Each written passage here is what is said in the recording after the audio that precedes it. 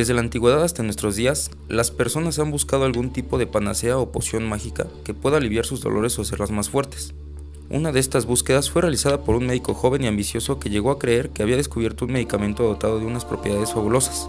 Al enterarse de que la sustancia se había utilizado con resultados satisfactorios para infundir ánimo a los soldados que sufrían de agotamiento, este médico decidió probarla con sus pacientes, colegas y amigos. Si el medicamento funcionaba tan bien como él esperaba, podría lograr la fama a la que él aspiraba.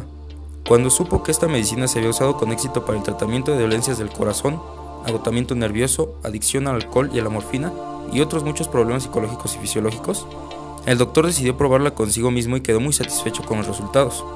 Le pareció que la medicina tenía un aroma agradable y un efecto poco común en los labios y en la boca. Pero lo más importante era el efecto terapéutico del medicamento en la depresión grave que sufría. En una carta a su prometida, a quien no veía desde hacía un año, le informó de que durante la última depresión grave que había sufrido, había tomado pequeñas dosis de esta medicina que le había dado unos resultados magníficos. Le explicaba que la próxima vez que la viera sería un hombre muy fuerte gracias a los efectos del medicamento, y que le daría pequeñas dosis de su sustancia para que ella también se hiciera más fuerte y para ayudarle a ganar peso. El joven médico escribió un panfleto en el que enlazaba los beneficios del medicamento, aunque aún no había concluido los experimentos necesarios para comprobar el poder analgésico del mismo. Impaciente por estar con su novia, aplazó la conclusión de sus experimentos y fue a visitarla. Durante esta visita, un colega concluyó los experimentos, publicó los resultados y obtuvo el reconocimiento que el joven médico esperaba para sí mismo. Estos hechos sucedieron en 1884. La sustancia era la cocaína y el joven era el Dr. Sigmund Freud.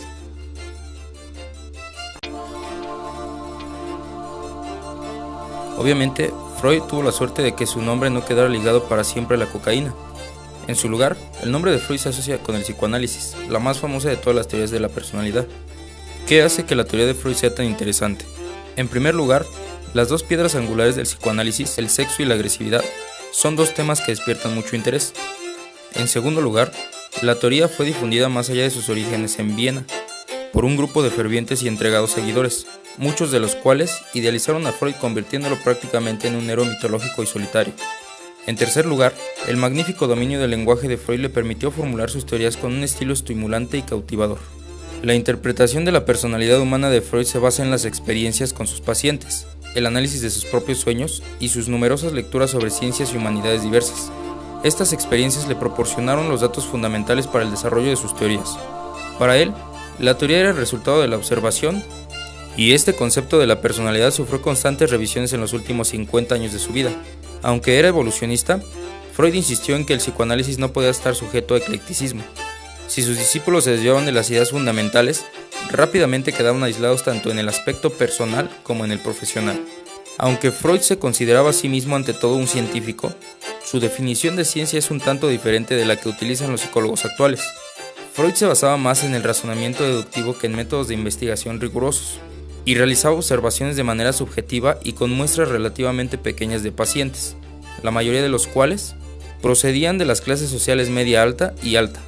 No cuantificaba los datos, ni realizaba observaciones controladas. Empleaba casi exclusivamente el método de estudio de casos y solía formular sus hipótesis después de conocer los hechos de cada caso.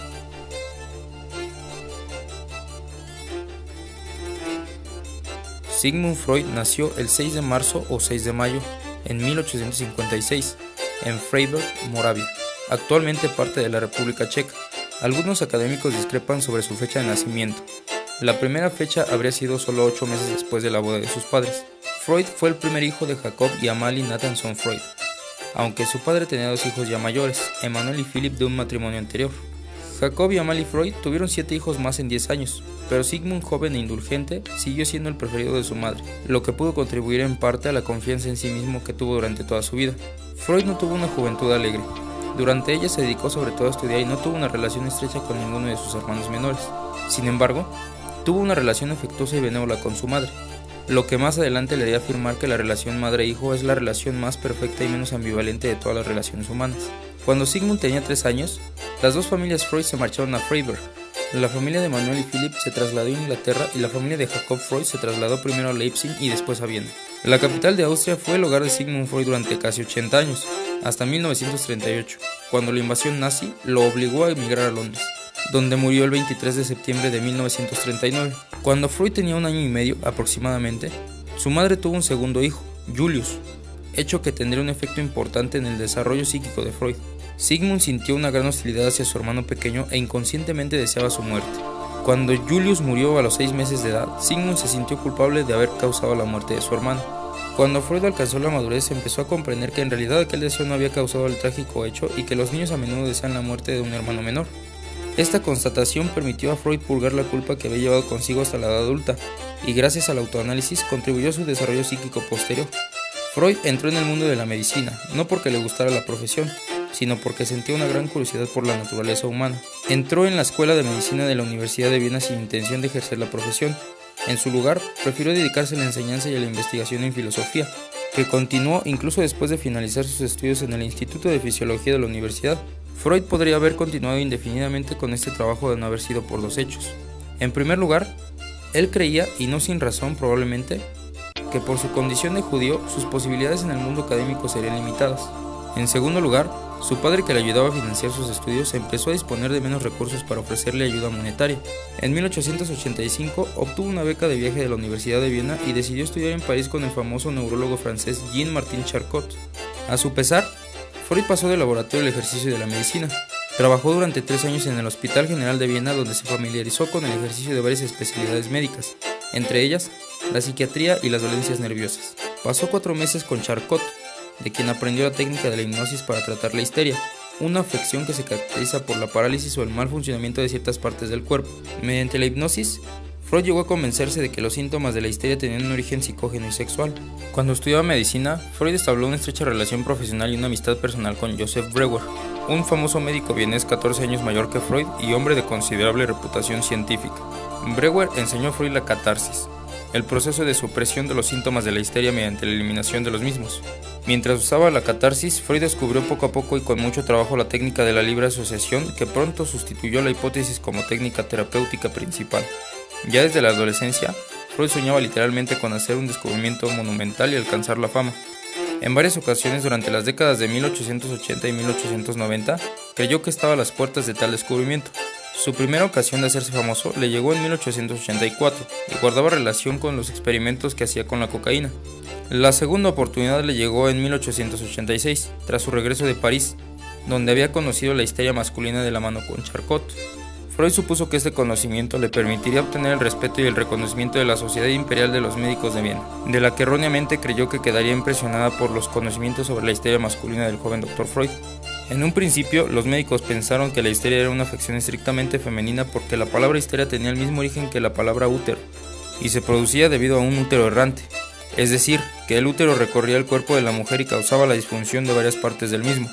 Sin embargo, hacia 1886, cuando Freud presentó ante la sociedad un artículo sobre la esculina, la mayoría de los médicos presentes ya conocían la enfermedad y sabían que los hombres también podían sufrirla. Como se esperaba que el artículo de Freud fuera original y en cambio fue una repetición de algo que ya se conocía, la reacción de los oyentes no fue positiva. Además, los constantes elogios de Freud a Charcot, que era francés, hicieron perder el entusiasmo a los médicos vieneses. Lamentablemente, en su autobiografía, Freud dio una versión muy diferente, afirmando que su conferencia no fue bien acogida porque los miembros de la docta sociedad no podían entender el concepto de histeria masculina. La versión de Freud de este incidente, que según sabemos ahora era errónea, se mantuvo sin embargo durante muchos años y, como sugirió Sulloway, es una de las muchas ficciones creadas por Freud y sus seguidores para mitificar el psicoanálisis y convertir a su fundador en un héroe. Decepcionado por sus intentos fallidos de alcanzar la fama y afligido, con y sin razón, por sentimientos de antagonismo profesional debido a su defensa de la cocaína y su creencia en el origen sexual de las neurosis, Freud sintió la necesidad de unirse a un colega más respetado. Recurrió a Breuer, con quien había trabajado cuando era un estudiante de medicina y con quien mantuvo una relación personal y profesional permanente. Breuer había estudiado con Freud el caso de Anna O, una joven que Freud no conocía, pero que años atrás Breuer había tratado durante un largo periodo de tiempo por problemas de histeria. Debido al rechazo de la Sociedad Imperial de Médicos y su deseo de crear una reputación de sí mismo, Freud rogó a Breuer que colaborara con él en una publicación de un informe sobre Anna O y otros casos de histeria. Breuer, sin embargo, no estaba tan deseoso como el joven Freud de publicar un tratado completo sobre la histeria basado solo en el estudio de unos cuantos casos, y tampoco podía aceptar la idea de que las experiencias sexuales de la infancia eran la fuente de la histeria en la edad adulta. Finalmente, y con cierta renuencia, Breuer aceptó publicar con Freud el libro de estudios sobre la histeria, en el que Freud presentó el término análisis psíquico. En el curso del año siguiente empezaría a utilizar el nombre de psicoanálisis para referirse a su método. Hacia la época en que se publicó estudios sobre la histeria, Freud y Breuer tuvieron una desaveniencia profesional y se distanciaron. Freud recurrió entonces a su amigo Wilhelm Fleiss, un médico de Berlín que sirvió como caja de resonancia para las nuevas ideas de Freud. Las cartas de Freud a Fleiss constituyen un informe de primera mano de los comienzos del psicoanálisis y revelan la fase embrionaria de la teoría freudiana. Freud y Fleiss se habían hecho amigos en 1887, pero su relación se hizo más estrecha después de su ruptura con Breuer. Durante los últimos años de la década de 1890, Freud sufrió aislamiento profesional y crisis personales. Había empezado a analizar sus propios sueños y después de la muerte de su padre en 1896, inició la práctica de autoanalizarse a diario. Aunque su autoanálisis era el trabajo de toda una vida, se le hizo especialmente difícil en los últimos años de esa década. Durante este periodo, Freud se consideraba a sí mismo su mejor paciente. En agosto de 1897, le escribía estas palabras a Fleiss: "El paciente que más me preocupa soy yo mismo. El análisis es más difícil que con cualquier otro paciente. De hecho, es lo que reduce mi fortaleza psíquica". Vivió una segunda crisis personal al percibir que había llegado a la madurez y aún no había logrado la fama que con tanta pasión deseaba. En ese periodo había sufrido otra decepción cuando intentaba realizar una importante contribución a la ciencia. De nuevo creyó que estaba a punto de conseguir un gran avance con su descubrimiento de que las neurosis tienen su origen en la seducción de un niño por parte de uno de los padres. Freud comparó esta conclusión con el descubrimiento del nacimiento de Nilo. Sin embargo, en 1897 abandonó la teoría de la seducción y una vez más tuvo que posponer el descubrimiento que lo llevaría a la gloria. ¿Por qué abandonó Freud su antes preciada teoría de la seducción? En una carta con fecha del 21 de septiembre de 1897 dirigida a Wilhelm Fleiss, presentó 4 razones por las que no podía seguir creyendo en esa teoría. En primer lugar, la teoría de la seducción no le había permitido tratar de manera satisfactoria ni a un solo paciente. En segundo lugar, un gran número de padres, incluido el suyo, habrían tenido que ser acusados de perversión sexual porque la histeria era bastante habitual incluso entre los hermanos menores de Freud. En tercer lugar, Freud creía que la mente inconsciente probablemente no podría distinguir la realidad de la ficción, una idea que más adelante evolucionó hasta convertirse en el complejo de Edipo. Y en cuarto lugar, constató que las memorias inconscientes de los pacientes en estados de psicosis avanzada casi nunca revelaban experiencias sexuales de la primera infancia. Después de abandonar su teoría de la seducción y sin complejo de Edipo para sustituirla, Freud se hundió aún más en la crisis de los 40. Según el biógrafo oficial de Freud, Ernest Jones, Freud sufrió una psiconeurosis grave durante los últimos años de la década de 1890, aunque Max Schor, el médico personal de Freud, en los últimos años de su vida sostuvo que su enfermedad se debía a una lesión cardíaca, agravada por la adicción a la nicotina. Peter Gay sugirió que en el periodo inmediatamente posterior a la muerte de su padre, Freud revivió sus conflictos edípicos con especial intensidad, pero Henry Ellenberger describió esta parte de la vida de Freud como una época de enfermedad creativa, un estado caracterizado por depresión, neurosis, problemas psicosomáticos y una intensa obsesión por algún tipo de actividad creativa. En cualquier caso, en su madurez, Freud dudaba de sí mismo, sufría depresión y estaba obsesionado por su propia muerte. Pese a estas dificultades, en este periodo Freud concluyó su obra más importante, La interpretación de los sueños. Este libro, que finalizó en 1899, fue el resultado de su autoanálisis, gran parte del cual había desvelado a su amigo Wilhelm Fleiss, por lo que contenía muchos de sus sueños, algunos camuflados bajo nombres ficticios. Casi inmediatamente después de la publicación de La interpretación de los sueños, su amistad con Fleiss empezó a enfriarse y finalmente acabó por romperse en 1903. Esta ruptura fue similar a la anterior separación entre Freud y Breuer, que se produjo casi inmediatamente después de haber publicado juntos estudios sobre la histeria. También fue un presagio de sus rupturas con Alfred Adler, Carl Jung y muchos otros colegas cercanos. ¿Por qué tenía tantas dificultades con sus amigos? El propio Freud respondió esta pregunta afirmando que las diferencias científicas no son tan importantes. Suele ser otro tipo de animadversión, celos o venganza, lo que impulsa la enemistad. Las diferencias científicas vienen después. Aunque la interpretación de los sueños no provocó la agitación internacional inmediata que Freud había esperado, en última instancia le procuró la fama y el reconocimiento que buscaba. En los 5 años siguientes a su publicación, Freud, ahora con renovada confianza en sí mismo, escribió numerosos trabajos importantes que contribuyeron a dar solidez a los cimientos del psicoanálisis. Entre ellos, Sueños, escrito para suplir el poco interés que había suscitado la interpretación de los sueños, Psicopatología de la vida cotidiana, que presentó el concepto del lapsus freudiano, 3 ensayos sobre la teoría de la sexualidad, según los cuales el sexo era la piedra angular del psicoanálisis, y el chiste y el inconsciente, según el cual las bromas, como los sueños y los lapsus freudianos, tienen un significado inconsciente. Estas publicaciones ayudaron a Freud a alcanzar una cierta prominencia en los círculos científicos y médicos. En 1902, Freud invitó a un pequeño grupo de médicos vieneses, algo más jóvenes, a reunirse en su casa para hablar de temas de psicología. Más adelante, en otoño de este año, esos 5 hombres, Freud, Alfred Adler, Wilhelm Stickel, Max Kahan y Rudolf Reitler, formaron la Sociedad de Psicología de los Miércoles, cuyo moderador era Freud. En 1908, esta organización adoptó un nombre más formal, la Sociedad Psicoanalítica de Viena. En 1910, Freud y sus seguidores fundaron la Asociación Psicoanalítica Internacional, cuyo presidente era Carl Jung, de Zúrich. Freud se sintió atraído por Jung por su inteligencia y también porque no era judío ni vienés.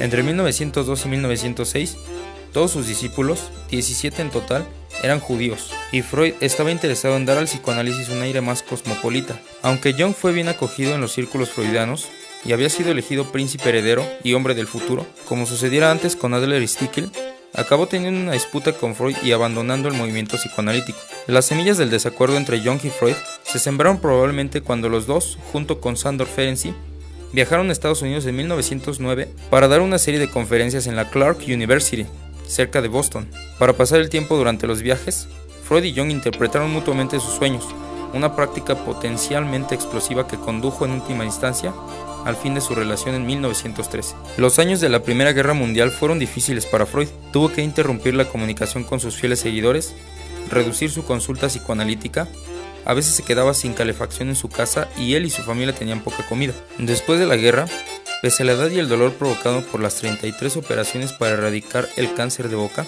realizó revisiones importantes en su teoría. La más importante fue la elevación de la agresividad al mismo nivel que el impulso sexual, la inclusión de la represión como una de las formas de defensa del ego y su intento de aclarar el complejo de Edipo femenino, tarea que no llegó a concluir. ¿Cuáles son las cualidades personales de Freud? Freud era una persona sensible y apasionada que tenía una capacidad especial para entablar amistades muy estrechas, casi herméticas. La mayoría de estas relaciones profundamente emotivas tuvieron un final desdichado, y a menudo Freud se sentía perseguido por sus antiguos amigos y los consideraba sus enemigos. Parecía necesitar los dos tipos de relación, amistad y enemistad.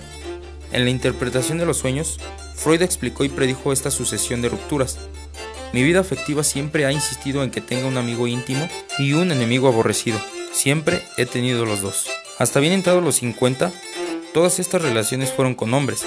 Curiosamente, Freud, el hombre que parecía estar pensando siempre en el sexo, practicaba muy poco el sexo en su vida. Después del nacimiento de Ana, su hija menor, en 1895, Freud, que aún no había cumplido los 40 años, pasó muchos años sin tener relaciones sexuales. El motivo de su escasa actividad sexual estaba en su convicción de que el uso del preservativo, el coitus interruptus y la masturbación eran prácticas sexuales malsanas. Como Freud no quería tener más hijos después del nacimiento de Ana, la abstinencia era su única alternativa. Además de equilibrar su vida afectiva entre un amigo íntimo y un enemigo aborrecido, Freud poseía un extraordinario talento para la escritura, un don que lo ayudó a aportar importantes contribuciones al pensamiento del siglo XX. Era un maestro de la lengua alemana y conocía muchos otros idiomas. Aunque nunca ganó el codiciado Premio Nobel de la Ciencia, se le concedió el Premio Goethe de Literatura en 1930. Freud también poseía una profunda curiosidad intelectual, una fuerza moral poco común, que demostró con su autoanálisis diario, sentimientos sumamente ambivalentes hacia su padre y otras figuras paternas, tendencia a guardar un rencor desproporcionado en relación con la supuesta ofensa, una ardiente ambición, sobre todo en los primeros años, una fuerte tendencia al aislamiento, incluso cuando estaba rodeado de muchos seguidores, y una intensa e irracional antipatía por Estados Unidos y sus habitantes, una actitud que se agudizó después de su viaje a este país en 1909. ¿A qué se debía este desdén hacia los estadounidenses? Tal vez el motivo más importante fuera que creía, y con razón, que los estadounidenses trivializarían el psicoanálisis intentando hacerlo popular. Además, durante su viaje a este país vivió experiencias que resultaban extrañas para un recatado caballero vienés. Ya antes de embarcar en el George Washington, vio su nombre mal escrito en la lista de pasajeros, y otra serie de sucesos, algunos de los cuales fueron casi cómicos, hicieron que su visita fuera menos agradable de lo que podía haber sido.